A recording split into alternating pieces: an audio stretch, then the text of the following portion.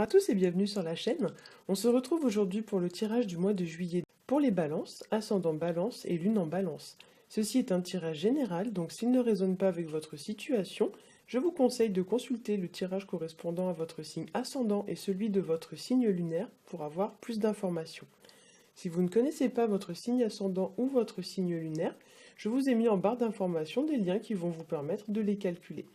Alors comme d'habitude, j'ai fait un tirage en 3 cartes au Rider Tarot Deck. La première carte va correspondre au début du mois, la seconde carte va correspondre au milieu du mois, et la dernière carte va correspondre à la fin du mois. Donc on va commencer tout de suite avec la première carte, il s'agit du pendu. Alors cette carte du pendu va nous parler de lien ou d'attachement à une personne ou à une situation. Cette carte peut aussi évoquer l'idée de dépendre d'une personne ou d'une situation, ou encore de subir plus ou moins cette situation sans qu'on le veuille ou non, enfin qu'on le veuille ou non, ou alors sans qu'on ne puisse vraiment s'en libérer, hein. Pour certains, voilà, c'est une situation qui est vécue un peu comme contraignante, que vous n'avez pas forcément choisi de vivre et qui vous est d'une certaine façon imposée. Avec la carte du pendu, on pourrait parler aussi d'un retard, on pourrait parler aussi de découragement, de vivre un obstacle ou un blocage. Ça pourrait aussi nous parler d'une situation qui devient un petit peu, on va dire, délétère, qui commence un petit peu à vous tirer vers le bas. Le pendu va aussi évoquer l'idée de devoir prendre son temps ou alors de devoir patienter vis-à-vis d'une situation, comme si vous n'aviez pas en fait le contrôle sur cette situation, que les choses ne dépendent pas de vous et qu'à part attendre, il n'y a pas d'autre chose à faire, hein. Pour certains, cette carte du pendu peut également vous inviter au lâcher-prise vis-à-vis d'une personne ou d'une situation. Et la carte vous dit que si malgré les efforts que vous faites vis-à-vis d'une situation, vous n'obtenez pas le résultat escompté, peut-être qu'il est temps pour vous d'envisager les choses différemment, ou alors peut-être qu'il est temps pour vous de prendre une autre décision, d'agir de manière différente, hein, dans l'idée un petit peu de remettre la situation à sa juste place, hein.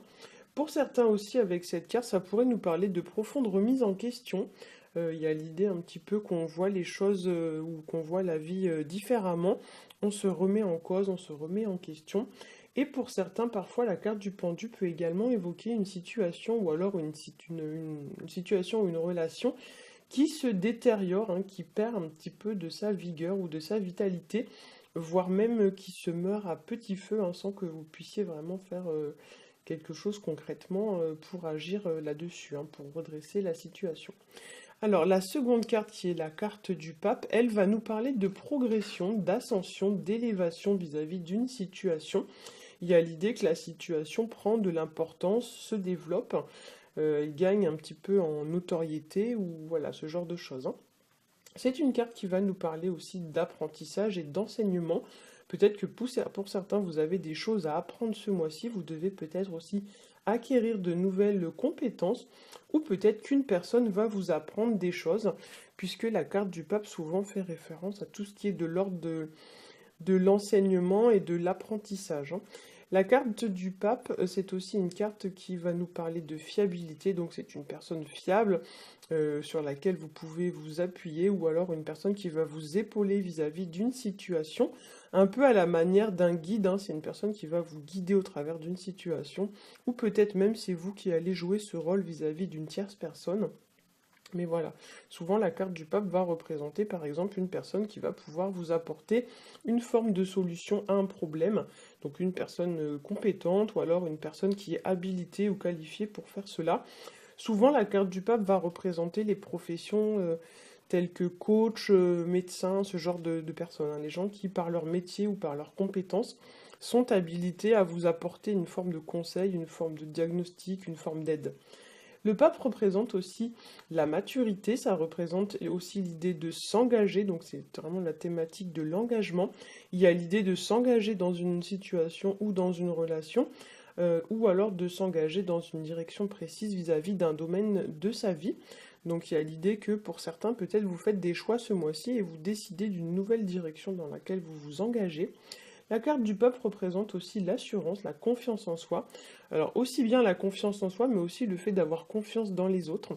Et pour ceux qui manquent de confiance en eux, la carte du pape et la carte de l'empereur placée en bout de ligne pourraient vous indiquer un petit peu l'idée d'en acquérir davantage, l'idée de reprendre confiance en soi ou l'idée qu'une personne va vous aider à regagner une certaine estime de vous, hein. Dans ces mauvais aspects, la carte du pape, ça peut représenter une personne un peu tyrannique, surtout quand on a la carte de l'empereur juste à côté, puisque dans ces mauvais aspects, l'empereur est un peu un tyran, hein. Donc c'est vrai que pour certains d'entre vous, alors soit c'est vous qui vous comportez d'une manière un peu tyrannique avec les autres, soit c'est une personne qui se comporte d'une manière un peu tyrannique avec vous, ou du moins c'est une personne qui va vous imposer des choses ou des choses dans ce genre-là. Il y a l'idée, voilà, on vous donne pas forcément on vous demande pas forcément votre avis, on vous impose des choses et c'est une situation qui peut-être vous pèse et qui est mal vécue. Ça peut aussi être des situations qui vous pèsent, que vous vivez comme contraignantes. C'est pas forcément lié à une tierce personne, hein. Ça peut être par exemple un travail prenant qui vous impose voilà, beaucoup de contraintes et vous trouvez ça vraiment pénible. Ça peut être voilà, des choses dans ce style-là.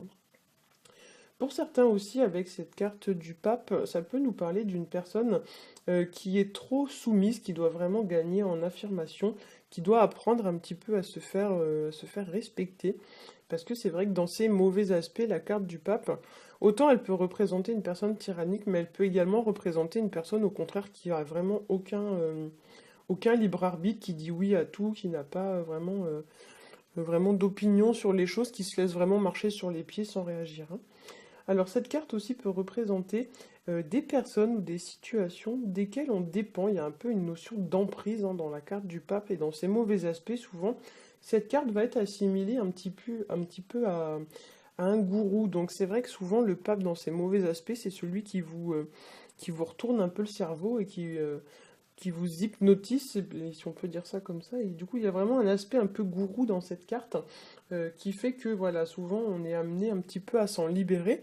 Et vu que la carte est placée juste à côté de la carte du pendu, il est possible que certains d'entre vous soient dans une situation avec une forme d'emprise. Il y a une situation où une personne qui a une espèce d'emprise sur vous, qui est pas forcément très saine, hein, très bonne.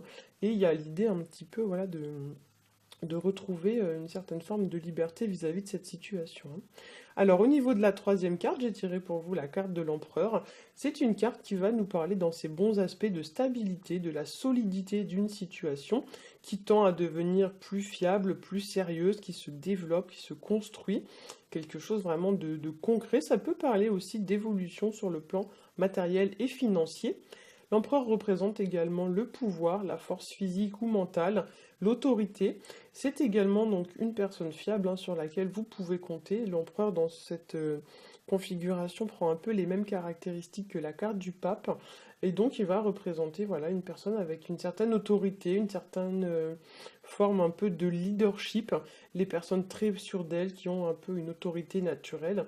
Souvent ça peut même représenter votre patron, hein. C'est un peu ce genre d'état d'esprit, hein. C'est les personnes vraiment qui ont les épaules, hein, qui peuvent assurer des situations, qui peuvent les prendre sur leurs épaules. Donc souvent, voilà, cette carte peut représenter les patrons, ou alors même dans le plan professionnel, ça peut être le fait de se mettre à son compte aussi, hein. Pour certains aussi, cette carte peut représenter toute personne qui a un certain, on va dire, pouvoir de décision vis-à-vis de vous. Par exemple, ça peut être votre père, votre patron, je sais pas moi, votre supérieur, vraiment quelqu'un qui est placé au-dessus de vous en fait, hein. Alors pas forcément placé au-dessus de vous dans le sens professionnel, mais ça peut être voilà votre papa, quelqu'un qui a vraiment une influence sur vous, hein.